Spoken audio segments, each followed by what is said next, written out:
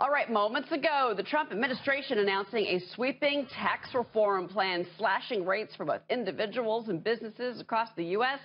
Joining me now is Cato Institute Senior Fellow, the one, the only Dan Mitchell is here, former Illinois Congressman and syndicated radio host Joe Walsh, along with former DNC D.C. Chairman Scott Bolden. Gentlemen, welcome to all of you.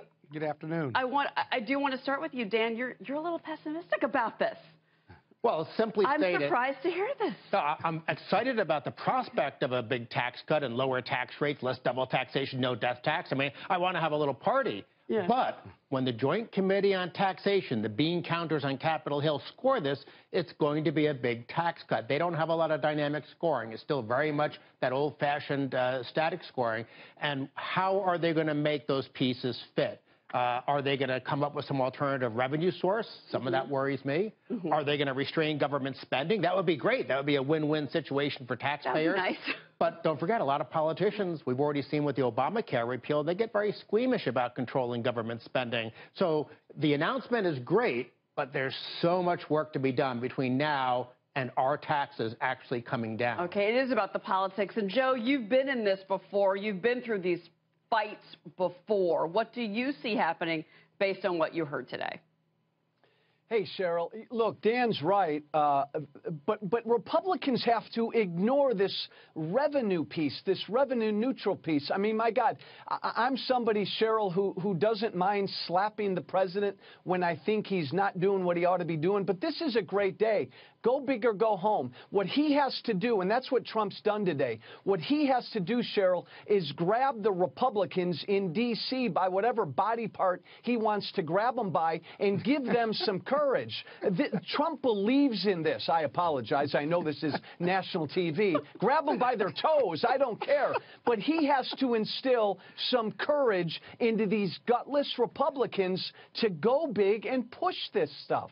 Oh, okay. Well, look, Scott, I have to say I can already hear the Democratic talking points, which will begin, I'm sure, in the next hour with this. You know, this benefits the wealthy, it hurts the poor, but it doesn't. They were very clear that the 1% don't benefit from this. Scott, they don't. You can start listening to the Democratic side within the hour. In fact, in the next couple seconds, I'm about to give it to you.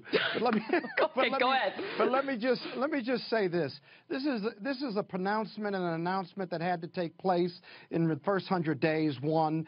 Two, there are three things the Democrats are going to ask the Republicans in these sessions. One, how is this going to affect the working class and poor people? You they remember get a tax break. Yeah, it said that. But what was troublesome about the press conference with Mnuchin was this. The reporter asked, for a family of four making $60,000, which is middle class, what's that mean for them? He could not answer it. That's going to be a problem, and that's what's going to happen in the committee work, too. But I heard his answer, and he said they're going to get a tax cut. There's and three that's a brackets. very broad answer. They're going to get a tax cut. But what type of tax cut is that? And is this just a tax? These tax cuts are benefiting the wealthy and the corporations and not the real working class and poor people. Gosh. Now, listen, let me just finish. I am a former chair of the D.C. Chamber of Commerce. There's a lot I like about this pronouncement. But I also know we got a long way to go. And the Republicans, as Joe said, the Republicans are at war with each other. If you can't get past Obamacare, how are you going to pass this tax cut, which may have a little bit in it for everybody, but the Democrats are going to raise one last question. Where's Donald Trump's tax returns? Is he serving the American people with this tax cut, or is he serving himself and his many pass-through companies? And those are legitimate questions. The White House has answered that question. Sean Spicer's been asked it about 50 times so far, and it said he's under audit. He's being audited. But, you know, Joe, you're shaking your head over this, but, you know, the thing is, that's the talking points. That what he is saying is exactly what we're going to hear from the other side for a while. And Cheryl, I think what Trump has done today is sort of make those talking points obsolete.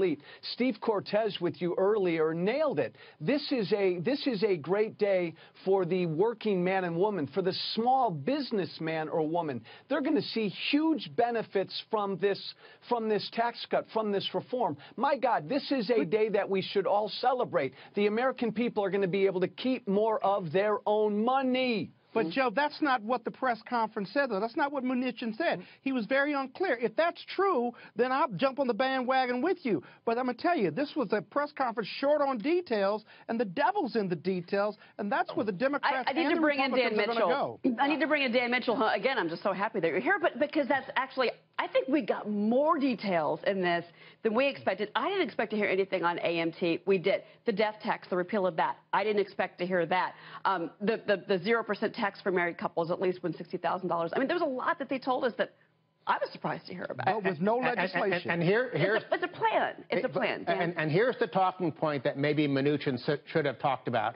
If we can get the economy growing instead of 2%, which is very anemic, if we can get back up to 3%, which shouldn't be that difficult, that makes an enormous difference over the long run to an ordinary family. Yes, it's great ordinary families get a lower tax bill, but it's even more important if we can get up to 3% or even higher growth like we had in the 1980s.